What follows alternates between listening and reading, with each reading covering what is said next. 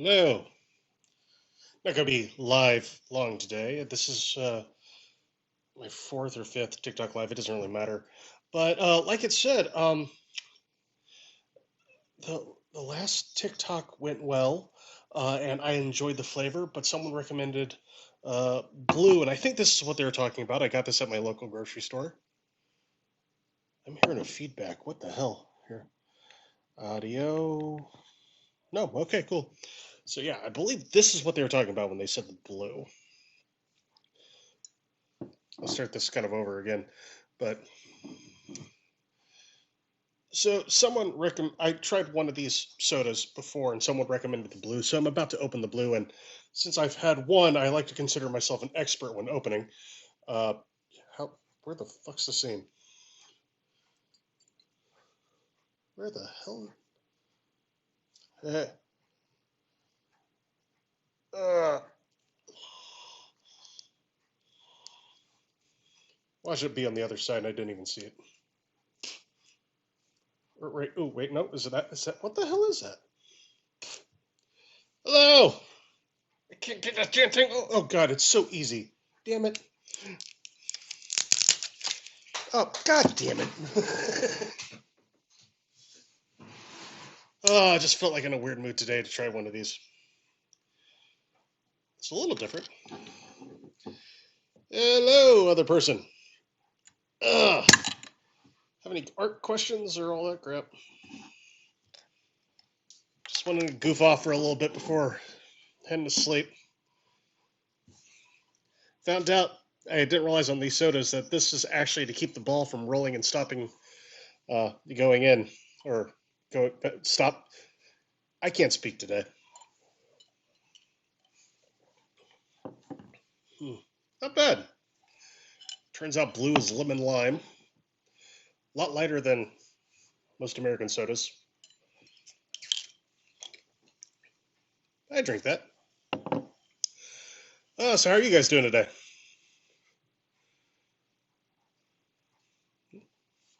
Uh, I am fine. Posted two videos today. Actually, doing a painting for my foster daughter, who is 2. Had her for a year, and she's actually been the most amazing thing in my life right now, and I'm very, very happy to have her. And she went to bed finally. I don't know what it was like with my foster daughter. Oh, hey, what's up? With my foster daughter, it was so easy. Like we got her a year ago, and putting her to sleep was basically like putting her in bed and waving goodnight. Uh, Now it's like this whole process where you have to read at least 3 stories and finish with her favorite one called "Will Ladybug Hug?"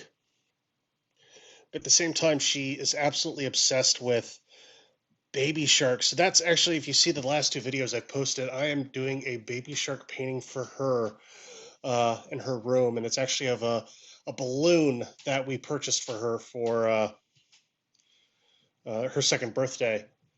And it's her second birthday was months ago, and that balloon is still surviving. I have no idea. Mylar is kind of impressive. Uh, I and also I just think it'll be a cool painting. Something very very different from what I do. Usually I do the brewery interiors and equipment, and oh, that last painting took me way past forever, and it was a little bit too much. A little bit too much to wrap my head around. Um, Multiple years in the making for that painting, but I'm very, very, very proud of it. And sadly, I don't think it's going to sell anytime soon. But who knows? Probably make prints eventually. Get those out there. Prints for me still haven't sold, but people love my stuff. For some reason, the style of artwork I do usually has people more wanting to commission me for a work rather than purchase the stuff that I have. So it's kind of funny. My commissions are usually pretty high in price, and my original work, when I sell it, it's usually pretty low, uh, just because I need to make room. My walls don't have enough space anymore to actually have some stuff up. Uh, I'd walk around and show you some of the stuff that I actually have on my walls, but like I said, wife's asleep, kids are asleep. Uh, Hello, other artists. Glad to have you. Um, I don't know if you have any questions or anything you guys want to chat about. I am more than happy to chat. I keep forgetting that this actually has that grip to stop the ball from going down, but and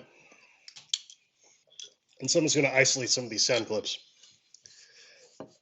So yeah, I'm surprised. I actually got a lot of that painting done today uh, for my foster daughter. uh, uh, and I'm painting it really quickly, and I intend to do it really quick. Like many other artists on TikTok, I seem to have multiple styles.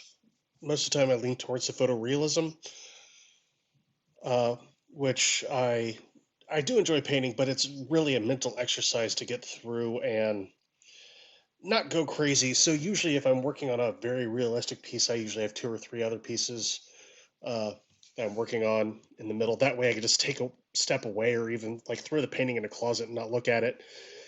But this latest painting that was photorealistic was not a good idea because I honestly I threw it in a closet and it was there for over a year without being touched. And I've done that to paintings before, but I should not. Uh, but at the same time, I had a day job back then and foster children, and it took up most of my time. And right now, I am a full time artist, or at least trying to make that jump for the time being until I find another job. But then I do want to be eventually a full time artist, but a part time artist is good enough for me at the moment. That way, I can spend time with my foster children who, oh God, I love them very, very much. Two amazing kids. And like I said, I'm doing the painting for my daughter. I will eventually do a painting for my foster son, but he is only one. He just turned one, and I do not know what he likes yet. And the only thing I know he likes the color neon green. In fact, it's like this green right here is his favorite color. And the reason we know that is because whenever we have a Yoshi plush, it's about his size that he goes nuts for. And ever since we got him that, all the toys that are that color, he really goes nuts for as well. Uh, why to what? Just want to make sure I answer. Uh, but yeah, he loves that Yoshi toy. And we have other toys that are very similar in color. And those are the ones all of a sudden he just starts playing with constantly now. And it's adorable, but I can't just. Well, I could just do a painting of that color green, but I like to get it more to him. Uh, uh, he's gonna have some developmental issues, so I'm hoping by two he's able to communicate a little bit more. Right now he's 15 months. He's just starting to crawl, which is pretty behind if you know kids' development levels, but it's because well he had there's a reason we have him, and it's tragic, but at the same time, he survived. He lived through it.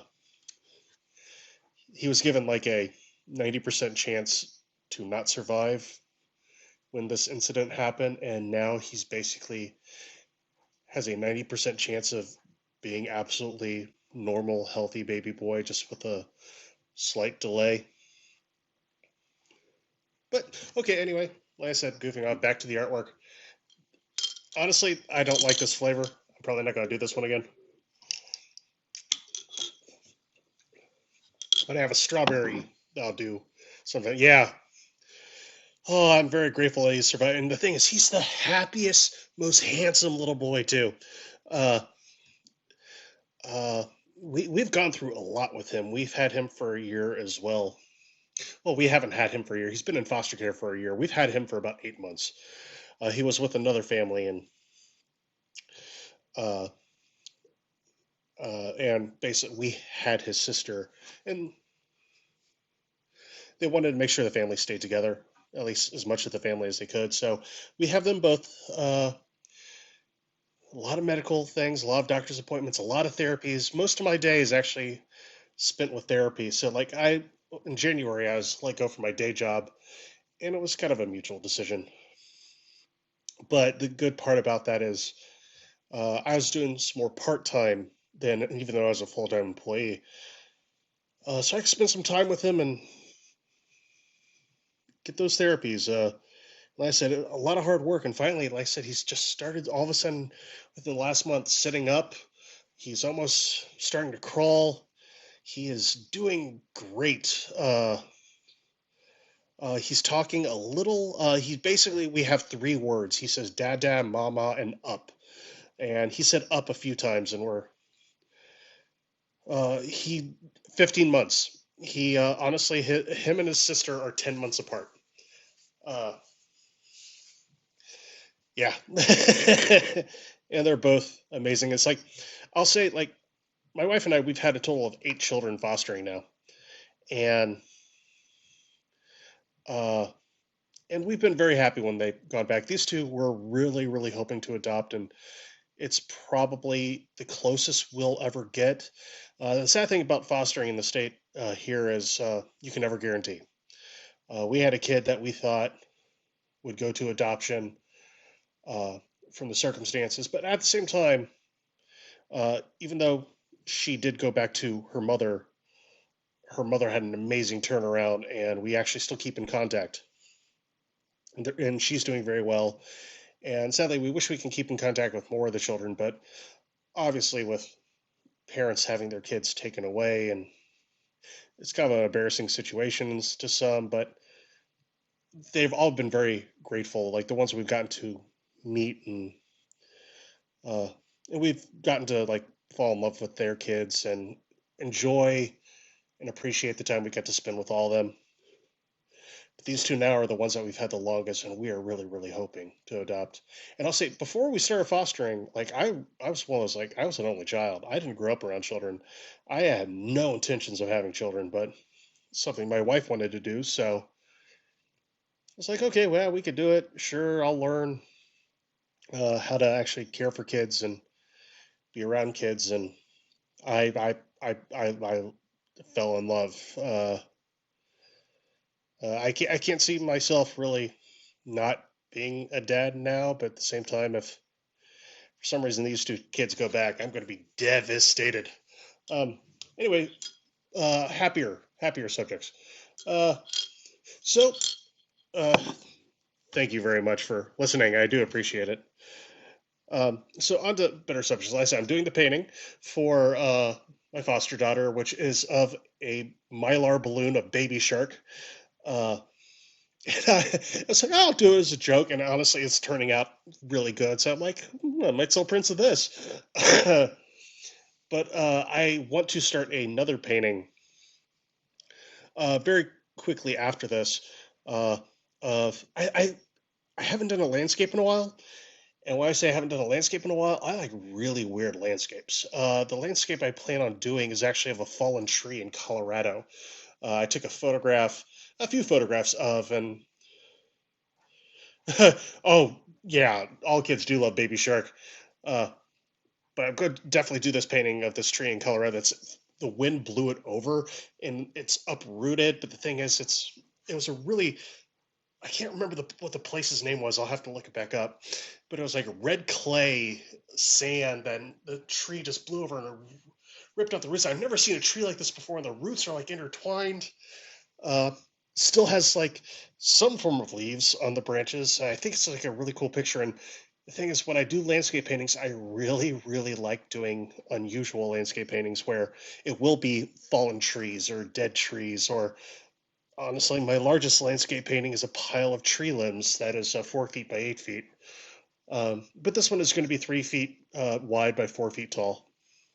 Most of my landscapes, or at least fallen trees, it's going to be like a dead tree series.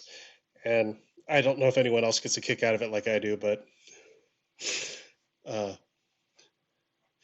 after this is, yeah, oh no, wow, it's going to be the fourth one in the series. I forgot I actually did another one that was 4 feet tall. And I want to keep them all 4 feet tall just in case I ever have a show. Uh, where I can put them all up and out. I actually have a bunch of sketches and photographs of dead fallen trees that I think will make great paintings that I hope to jump into in the future.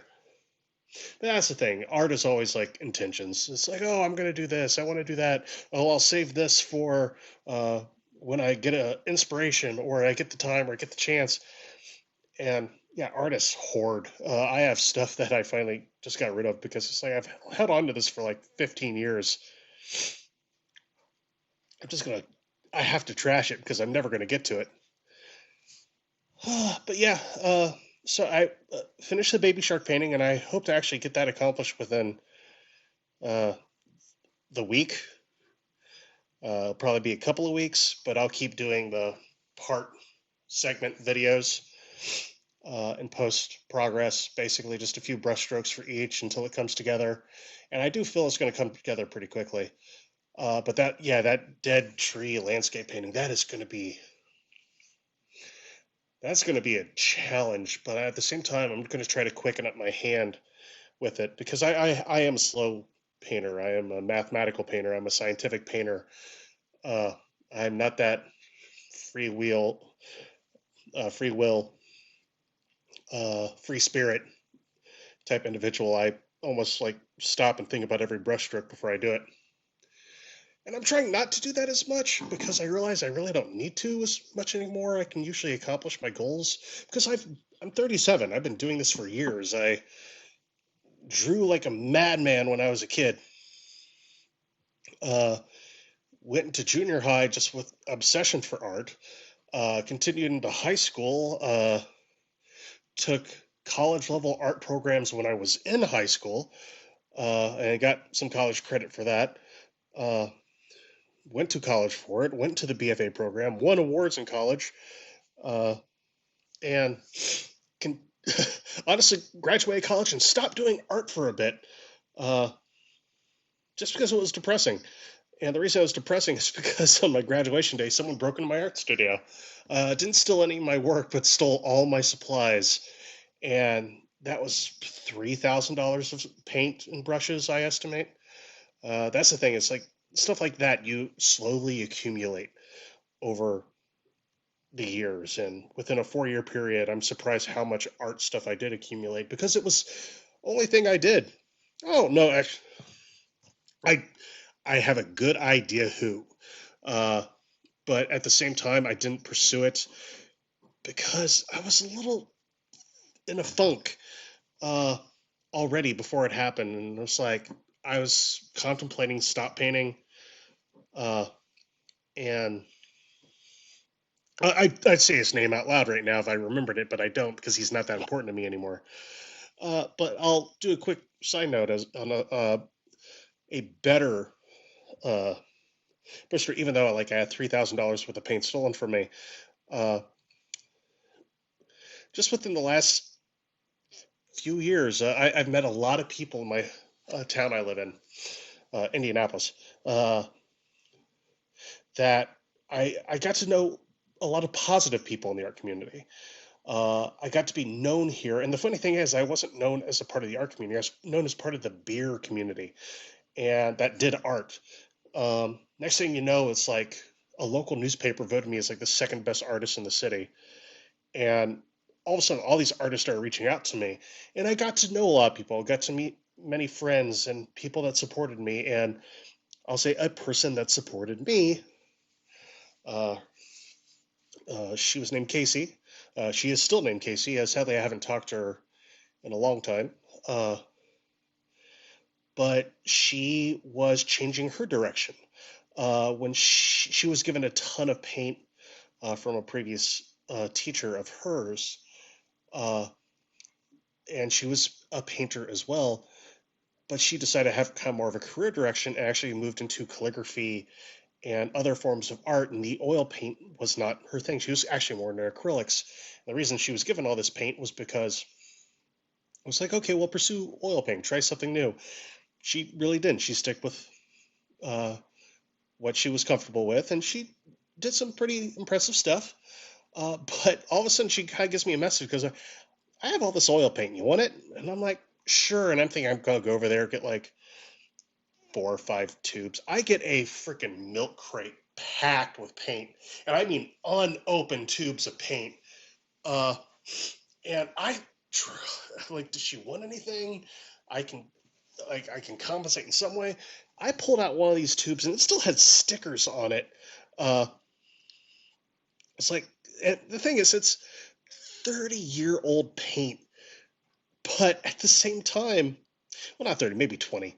Uh, it's still good. It still works. It's still liquid, still great consistency. It hasn't settled. It hasn't oxidized or dried.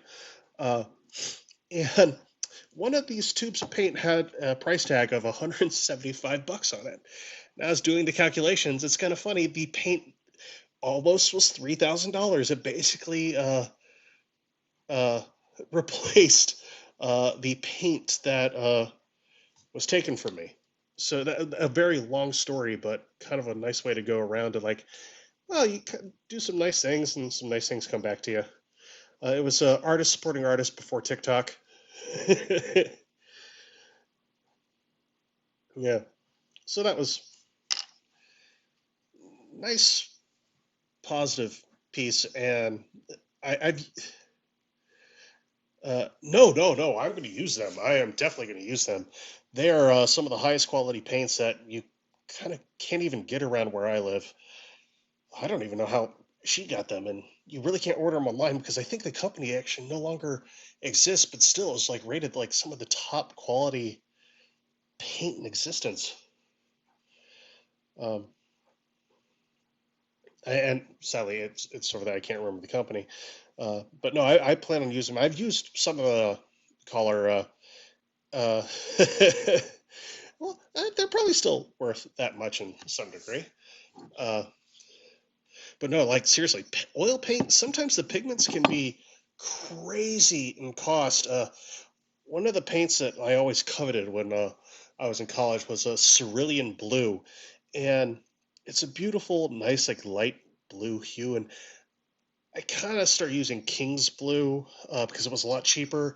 You kind of get the same result if you kind of mix it with a little bit of ultramarine. But cerulean blue was a beautiful blue that works well with mixing and brings out other colors and doesn't really dull when you add it to other stuff. Um, but if, I never bought one for myself. My then girlfriend, now wife, bought me a tube of this paint once, and for 4 ounces, it was like 70 bucks.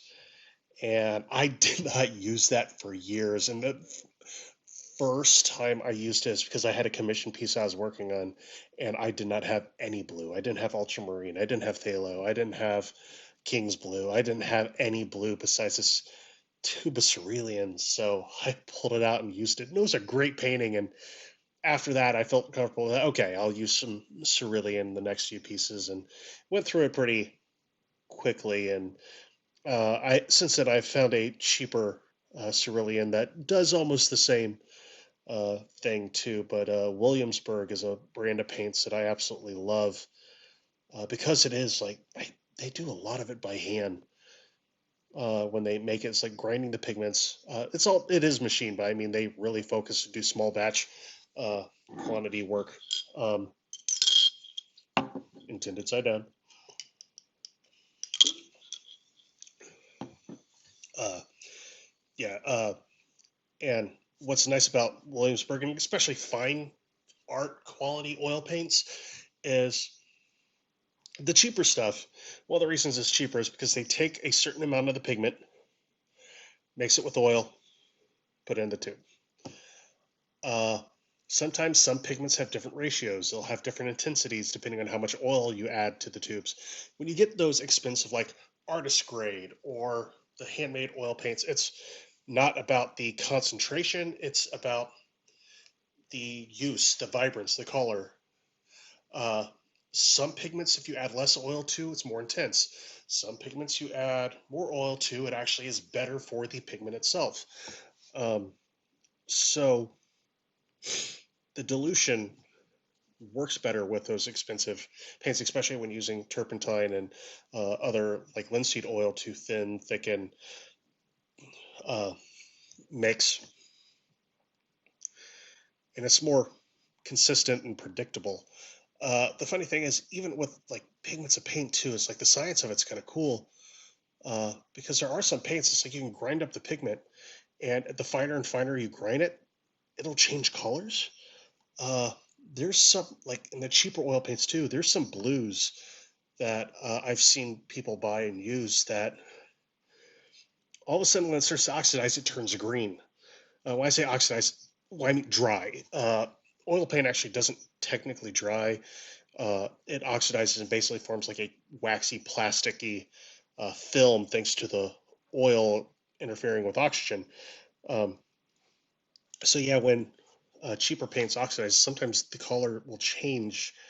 Uh, and it's not always just a day later. Sometimes it's a week later. Sometimes it's a month later. Sometimes it's like 10 years down the road, all of a sudden the paint is just different. You can actually look at some classic paintings where, uh,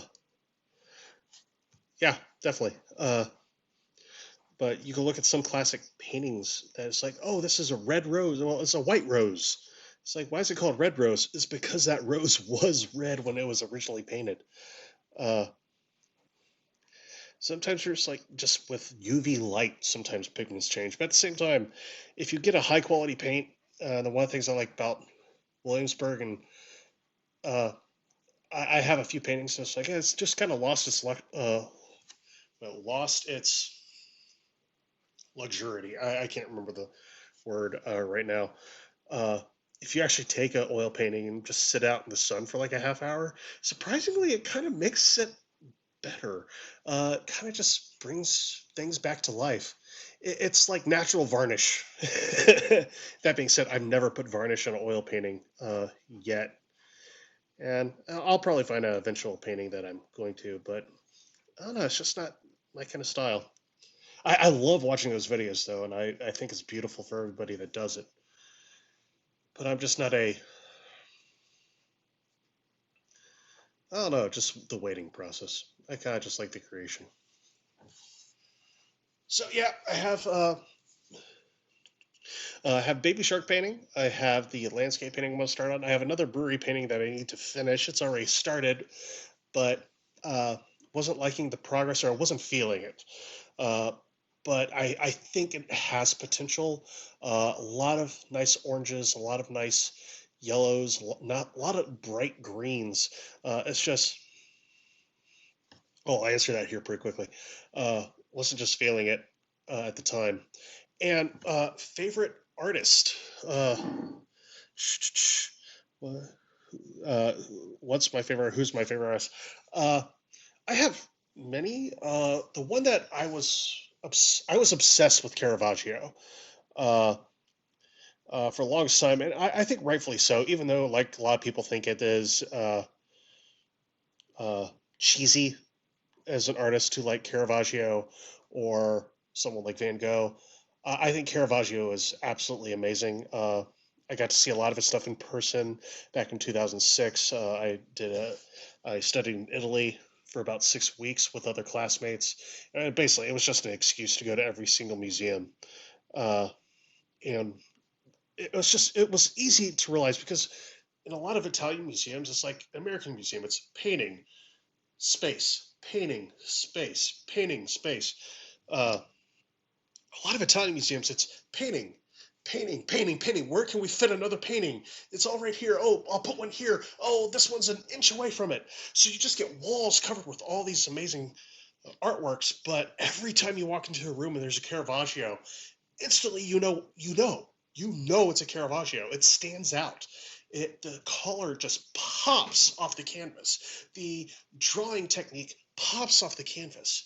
Uh, and just some of the most amazing like work. And I remember the first time I recognized a Caravaggio was like one of my first few years in college. I went to the uh, Chicago Museum of Art, and I'm like, why is this so beautiful? And I looked at the name tag and it said Caravaggio, and I just started shaking a little bit. Like, holy crap! I cannot believe this is the first time it wasn't the first time I confronted it. I lived up in northern Indiana. I went for school. I went to the art museum all the time. I just never realized or appreciated. I knew I liked stuff and I thought this was cool. I never really paid attention to who the artist was until college. So yeah, he's one of my favorites. But as I've gotten older and more contemporary, one of the ones I've really liked a lot is Lucian Freud. Uh, kind of think his father's a nut job because his father's Sigmund Freud, but Lucian Freud was an amazing uh, portraitist and figure painter. And I will also say, like, his painting isn't always beautiful. I think his paintings are beautiful, but his subject matter, the globs of paint, some might not find beautiful. And I'll say this with Lucian Freud, I have never seen in person. I've only seen in books and online, but I've always been impressed by his technique, especially when in college I was a figure artist. And just looking at his figures and the exaggerated poses and just the disgusting flesh and skin, uh, but amazing attention to detail, like hyper focused on detail that is somehow realistic and exaggerated. Um, he used to get like his friends would pose for years, and he would like get right up like within like inches to like get it perfect. Well, in his mind, perfect. And I don't know, like I was saying, I never really had that many interviews with him where it, did he think it was perfect? Was he happy with it? I'll admit, like with my paintings, I'm not always happy when it's done. It's like it's done, it's good for what it is. I wish it was better sometimes, but at the same time, saying that, it's like 6 months later, all of a sudden, it's like, oh no, that was great. Why did I think that was a piece of crap that I painted? So yeah, Lucian Freud was one I was really obsessed with. Uh, if you want to find another interesting artist that is very analytical, I think it's Yuin Uglo. I hope I cannot give you a spelling right now. I cannot give you a pronunciation. Uh, but he basically did figures and blank spaces. But at the same time, it's like one of the hardest things for an artist to do is basically paint a wall. And I know it's kind of weird to say that, but it's like if you paint a flat wall and it reads as a wall, that is very, very difficult to do. But this man was a scientist among artists. That if you like look at one of his paintings, I think Ewing Luglo, I think Uglow is his last name. Don't trust me. Uh, you see all these reference lines for his drawing to basically like. Also, hi all the new people. So you see, basically, he's just constantly readjusting and putting in these paint lines to go back in and make sure his figures are placed in the right spaces in the right way he's desiring. But at the same time, that's like some of the cool paintings that this guy has done is uh, he's done work where it's like he has models sat like on a table with a flat background and flat collar table, and he does this painting, but when the model's not there, he has a second painting of like where the model was sitting that he's doing, and you kind of see like maybe from like the sweat or the just basic moisture, or maybe even just moving dust particles. He will do a painting of where the model was sitting, and you can tell it's like, yeah, that's where the model was sitting. Look at the wall. The wall is amazingly painted. Uh, he's one of my favorites that I kind of go back to over and over and over again. Uh, I'll say as I get older, uh, I it's kind of weird. It's like I seem to like the people that speak about art more than I do some of their art, but at the same time, I've learned to appreciate more, and I have learned to like more artists. Uh, Hopper, I used to like find him boring, and now I find him very interesting. Uh, Same with like other artists like Sargent and all that stuff. Uh, I'm the funny thing. Oh, actually, I'll say this. It's like at the just bit my tongue. Ow. At the Chicago, not Chicago. New York, New York, MoMA, the Museum of Modern Art. Uh, my favorite painting at the MoMA is actually a Matisse painting, and my least favorite painting at the MoMA is a Matisse painting. And it's probably not really the way you think it is. I'm not a huge fan of Matisse. I understand why people like him. I understand. I like his philosophy. I like the things he was thinking of, but I am not a fan of Matisse at all. Uh, except he does. There's this one painting that is there that is a figure study that he did, and I think it's beautifully painted with like blocks of color, kind of just built and layered upon itself, and like greens right next to reds and blues and purples and yellows, just all kind of intertwined and making a really, really beautiful piece. I'm sorry to see. It looks like my friend here left. Sorry to see him go. But I'm going to keep talking about like artists that I like. But yeah, it's a beautiful Matisse painting. Uh, but there's the Matisse painting, like almost everybody else loves. That it's like I think it's of the 4 or 5 people dancing on a blue background, very pinkish orange skin. I don't like that piece, and I've bit up close to it too, but for some reason it doesn't draw to me. It's like not my style. I can understand and appreciate it for what it is, but I'd rather just not look at it. I'd rather look at all the other artwork there, even like the conceptual stuff I really like. I need to get, well, I think with this last year, like everybody needs to get out, but I really need to get to more museums and see more stuff. Trying to think of some contemporary artists. I've grown to like Frances Bacon more.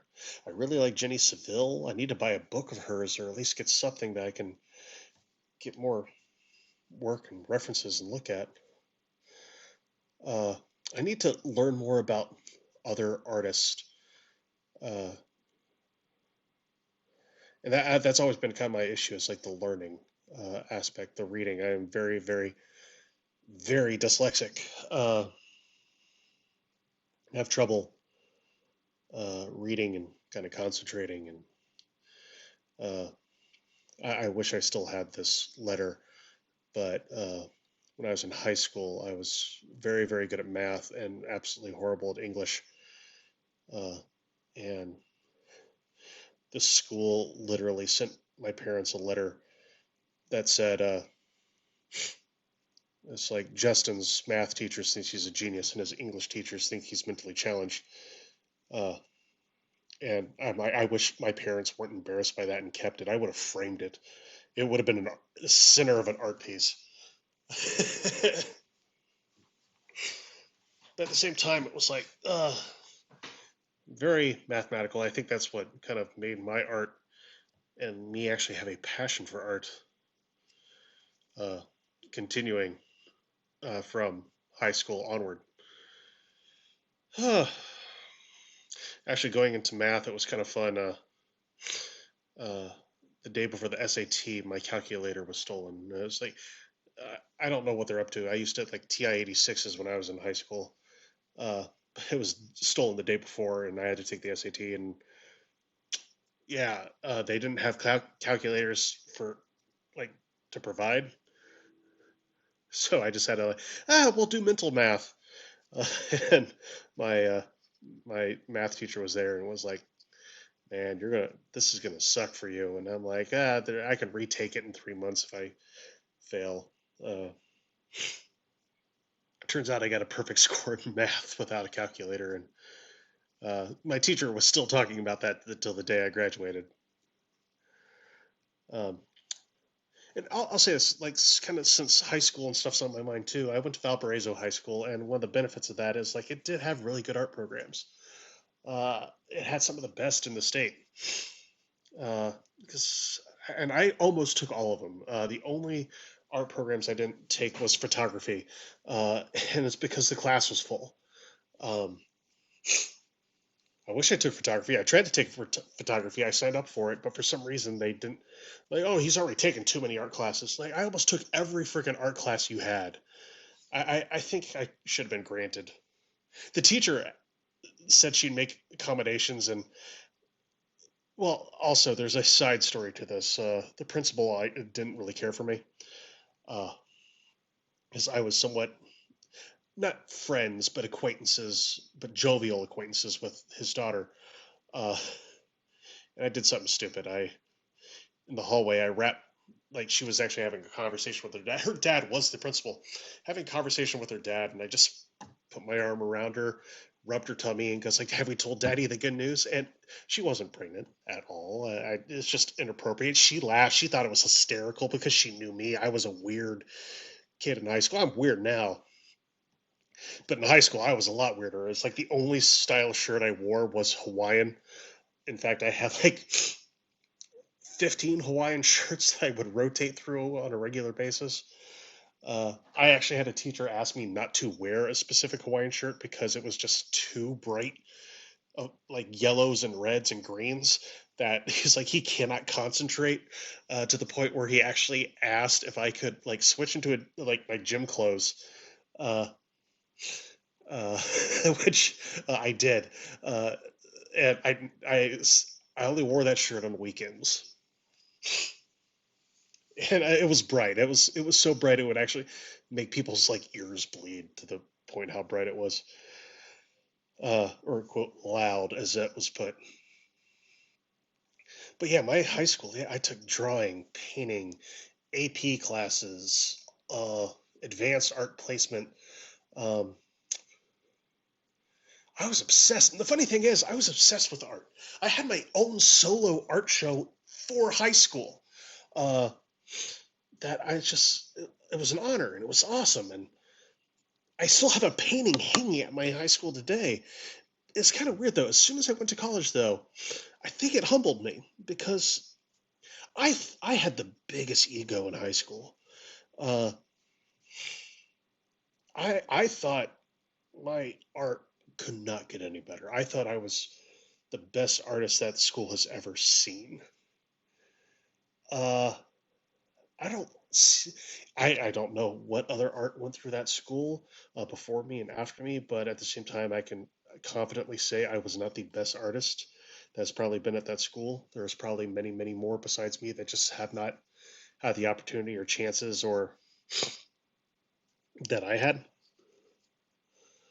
Uh, but as soon as I got into college, all of a sudden it was like the realization that there was other art out there. There was other good art out there. Uh, and that my artwork in high school was not mature. And I started realizing that. I think I needed to have that immature like artwork uh, with bad ideas and inappropriate scenery and junk. I needed that crap in order to get better and understand when I was in college that my artwork was not great. And the thing is, like I said, I thought I was an artist. When I got into college, I realized I wasn't an artist. I was a person that liked art and did art. I was not an artist. And for me, all of a sudden, I started realizing kind of what the artist was more the conceptual idea rather than the product. Uh, and it's hard to explain because it was something I went through but wasn't documenting. Because I'm dyslexic, I don't write. I don't really read that much. I need to. My goal this year, my New Year's resolution is to read one book. Um, I have not started. Uh, but yeah, like so when I got into college, yeah, it's just that realization. It's like the art is kind of on a conceptual level, where uh, it's not just the final product; it has meaning to it. The thought process is a big part of the artwork. That's why I think like conceptual art is like even though it's like people put it down, I think there's a lot of value to it. Like that p- duct taping a banana to the wall, I think has a lot more merit than most people realize.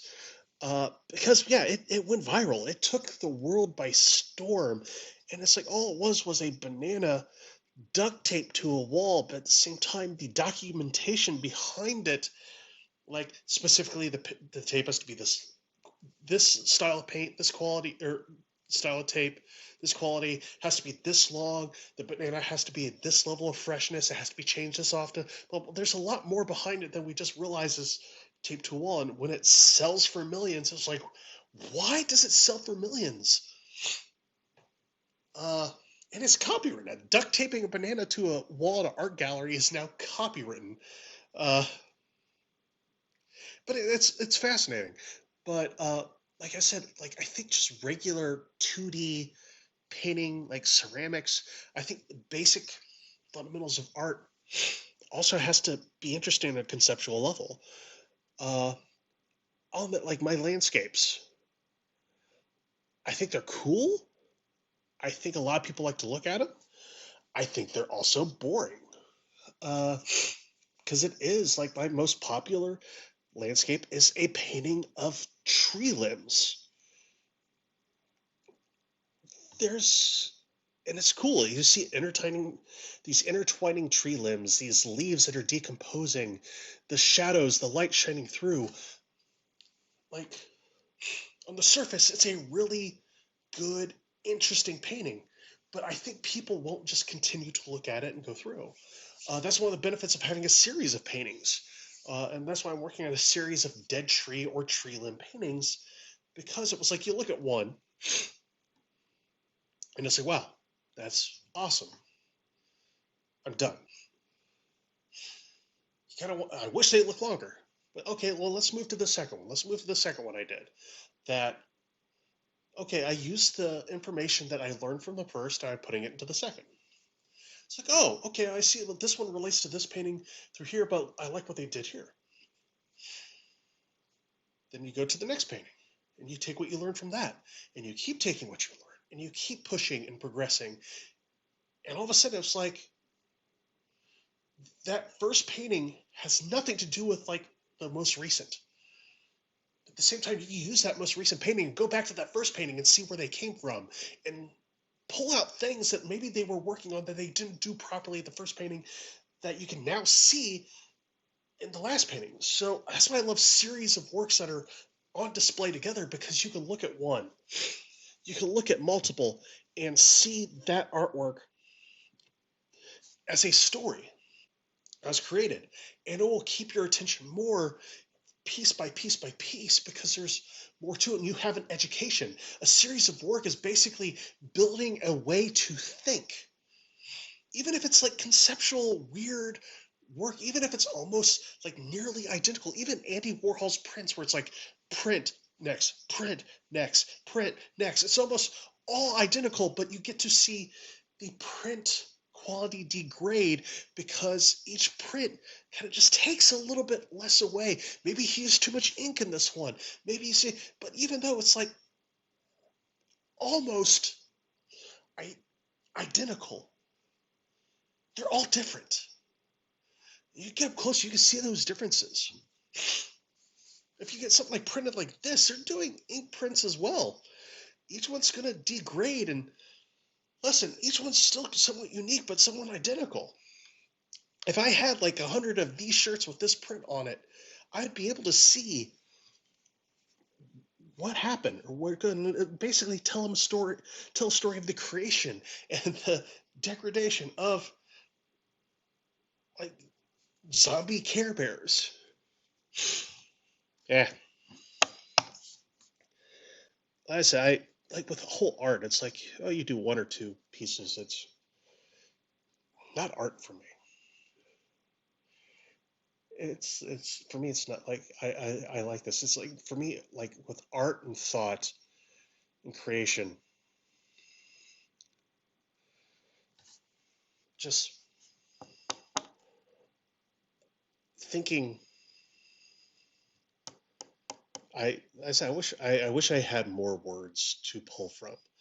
Uh, what I think, I'll say this. I could go from that to what I think more artists I'd like to see. And yeah, it's basically, yeah, I'd like to see more thought behind people's artwork.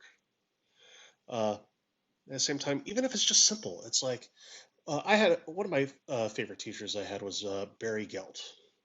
He was a professor. I think he's no longer a professor. I think he was a professor at IU Bloomington, and uh, did kind of abstract paintings of waterfalls and landscapes. Uh, Beautiful work uh, on the surface. I think a lot of he continued a lot of in the series as well.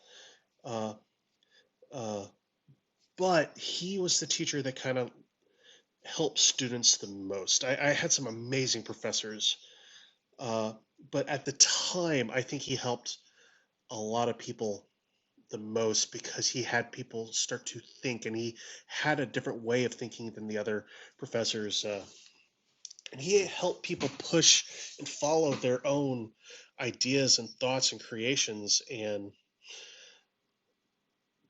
make people think differently. And it wasn't make people think like him, he helped make people think differently. And what I said, it was very simple. It was like he had some things like opposites. It's like whenever you approach a painting, think of opposites. And it sounds like a simple thing to say, but at the same time, think about, and when I say opposites, like think about relations to light and dark. Those are opposites. Try to capture that in a painting. Think about relations to left to right, up, down, in, out, basically spatial relationships. Uh, Good, evil, uh, wet, dry. I'll say it's like every piece that you go into, you have to think about the opposites. And if it's either visual or conceptual or meaning, play with those. It's like loneliness and gatherings. Think about those. Think about near, far, close, separate, uh, man, woman, child, adult. Think about those opposites and how they relate to each other. And just slowly, he was like giving us the tools in our head without us realizing to kind of just attack your artwork differently. Um, and yeah, I did some good stuff. I wish I had more time with him. He was actually my last semester was when I had him as a professor, and I wish I had more time with him to realize what he was teaching and what was going on. And this is really weird. Like Project Runway was a big influence on our class that semester. It's like it almost seemed like every class would start off with us talking about Project Runway, and it was like this is goofy. Why are we talking about this show? It's not even pertaining to us. It's just what people like. It's the fad. It's what people are liking. It's, all they're doing is making clothes. Why are we talking about this? Why does just because he likes a show? Why are we talking about this? Then all of a sudden, just randomly have a show, and it was like this one character. I can't remember. I think his name was Jeremy or Jeffrey. Jeffrey, I think it was. Uh, he goes like, I see all of you as basically Jeffrey. And I was watching the show too, but it was so I could fit in with these conversations. I felt so left out. Obviously, just I think all of you are like Jeffrey, and it was like, what are you talking about? And then he starts telling like how he fit in with uh, all the others in the cast, and how each person in the cast kind of was like a different style and representation of art, and how Jeffrey was that up and coming individual where he had different designs, different thoughts. He was the next generation of designers on that show, and then all of a sudden it was like, is this guy just constantly like manipulating us to teach us stuff? Is this just he pulling this crap out of his ass because it's working? It makes sense. But hey, interesting stuff though. Yeah, and he he was the person that got me to start thinking more about what I was creating and why I was creating it and what I was trying to show. And he kind of also got it into my head that most paintings I start, like, I I want to up the difficulty. I want to make it very hard for me to get the painting done, because it does force me to think more. It makes me try to think about how to get out of certain situations or get into certain situations or complete certain steps or the order of completion, bringing up as a whole without focusing on like one or two parts. And after having him in a class, I later got to appreciate all my other teachers because now it's like I realizing what they were attempting to teach me or what they were trying to teach me. Uh, and I didn't get that until my last semester. If I don't, but at the same time, if I had Barry first, I don't know if I would have developed as much as I had. Because after I graduated, that's the thing. High school, I thought I was the shit. Get to college, I realized I was shit. Uh, Start going through college, man, my stuff is the shit. Graduate, okay, it's not so much shit anymore, but still, it could be better. And it's only really recently I feel like I'm actually doing the best stuff that I've actually done. I can look at my old stuff and appreciate it, but it's more because of like where I came from, not what I did. Uh, I recently went to a place called Taxman Brewing that has one of my paintings that I bought, and it's currently on display there. Uh, and it's one of those things. It's kind of funny. You look at all your old artwork, and I have fond memories of that painting. I think it was one of the better paintings that I did at the time. It's still one of the paintings I love to show to people that will see it and not really believe that it's a painting. But seeing it in person again, it was like, wow, this is very different from my memory. I basically saw the flaws, and I think anybody else looking at it would not see those flaws. But it was like, I really remember this painting like being like this and not like this at all.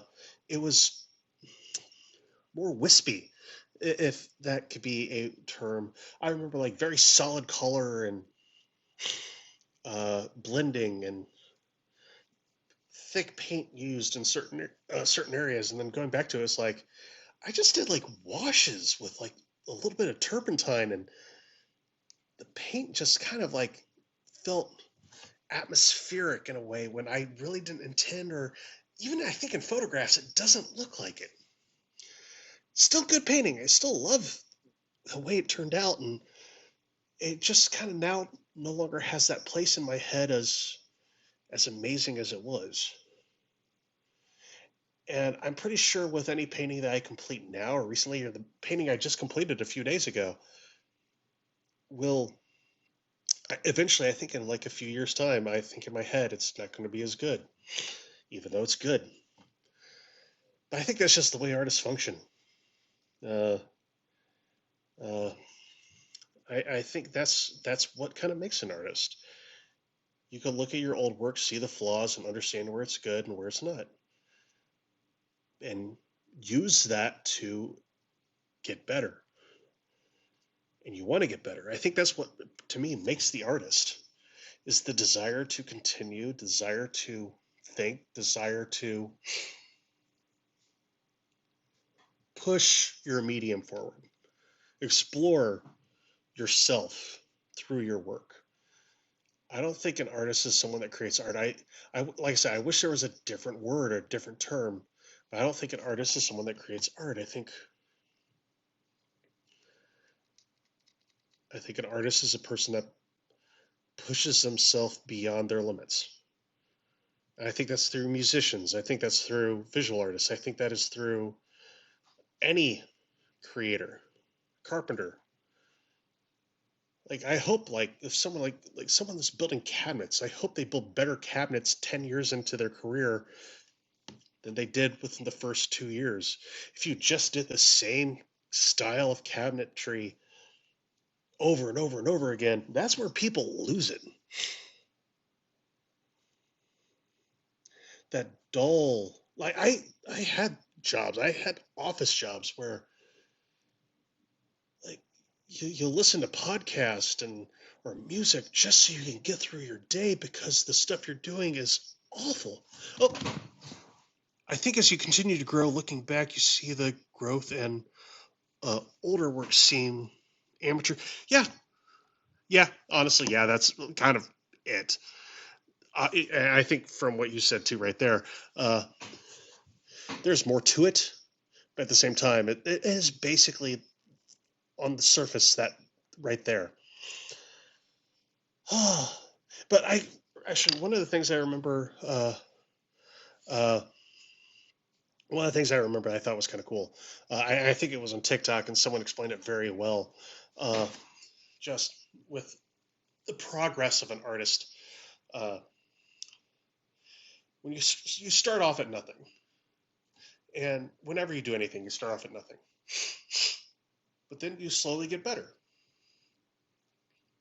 and then once you keep getting better and better, there's going to be a stage where your tastes start to get better, and your taste will soon get better than your ability. Uh, and as that ability keeps getting, this is that taste and ability, or that taste and ability. This is where people quit, but that's why like the passion people keep creating, and eventually people will get up to their taste level, that or near their taste level. Uh, I, I don't really feel personally people get but above their taste level. Uh, but as they continue to work, you'll have those ebbs and flows. But eventually, as you get better and better as an artist and learn more and progress more, if you have something that goes wrong in a painting, you'll be able to, at least now you have the tools to fix it. Back here, when you're first starting, you don't have those tools, you just have the taste. Now, like for me, it's like I have tools that I can make my stuff better in the long run. Uh, Plateau longer each time you peak. Yeah. Can you just like permanently sum up things that I want to say? I that's the funny thing. A lot of my friends say I'm very either don't give enough information or too long-winded.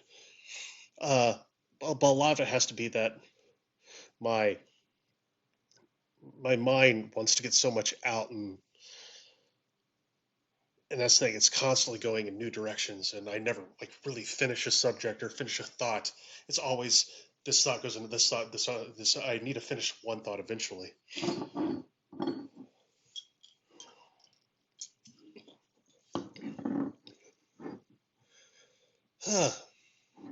That being said, with this new painting, oh, oh, thank you so much. Uh, I really do appreciate it. I do. Uh,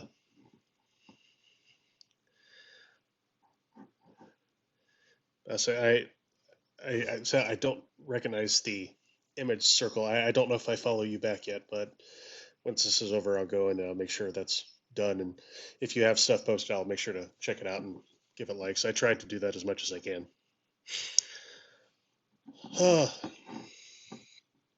Yeah. Okay. And the funny thing is, like, if you've seen the last two videos I posted, I'm doing a painting for my foster daughter, a baby shark balloon, mylar balloon.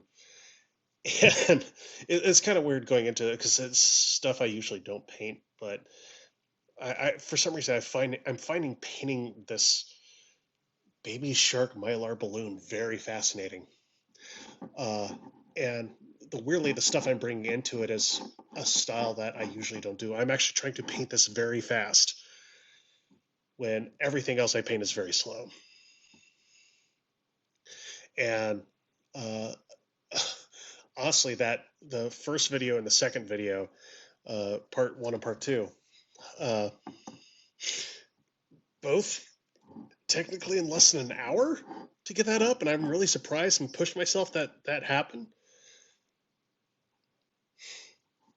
I'm looking at it right now. Sorry, I just kind of in the distance and just thinking about it. Uh, but there's a lot more to do with it. But eventually, I'm going to like I said, try to paint it quickly. Going to go in with palette knives and apply thick layers of paint and kind of build the shape with the paint rather than build it with the millions of tiny little brush strokes and uh, go freehand and just kind of go nuts with it. And I've done that once before with a painting I did for a friend's album cover. Uh, Keith Malley, a comedian and host of the podcast Keith and the Girl, uh, painted his. Actually, I think it's his. Is it his? No, it's his second to last album cover. It was something I didn't think I could do. I was no real direction as a screw it. I'm just going to paint something. It turned out great. I think it was a painting that I did in less than 6 hours. And I don't paint like that, but it's something I'm still super proud of, and I'm still I need to explore because I want to understand more. And I think with this baby shark painting, I honestly will be exploring those thoughts that I had back in that original painting I did a few years back. Maybe do a few more paintings like that. Just kind of build up my speed and build up my confidence with putting down brushstrokes. Because yeah, even though I do like my mind is constantly going with the thought and concentration and the analytics of a piece. I'm starting to realize there's benefit of me kind of just getting lost in the paint. And I think where I am right now, I have the technical abilities to get lost, but be able to find myself when stuff goes wrong. And I need things to go wrong. I think chaos creeping into my life of work has its benefits. I feel like I have drunk eyes right now, and I'm not even drinking.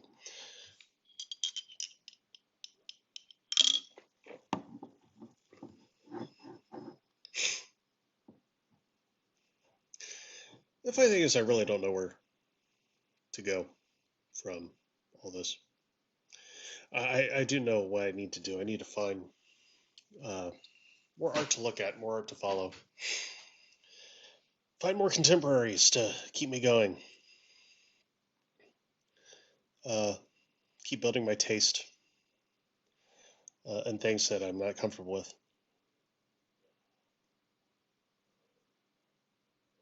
Yeah. Anyway, more random thought. I just can't focus on right now.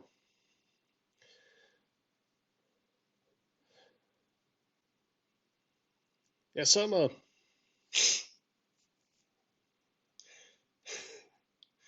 okay, here's a weird story. I'll say this. Something funny. Uh, so I met my now wife while in college,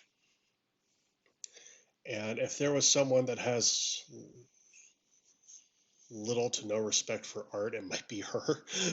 I think she's grown to love and like the stuff that I do, and I don't think she'll really develop that art mental thought love that I have. Uh, I think the last time we were at a museum together, her attitude was pretty, pretty, pretty, pretty. Let's leave the room. Let's go to the next one. And I'm like, I'm still in the first painting. But it also makes me think.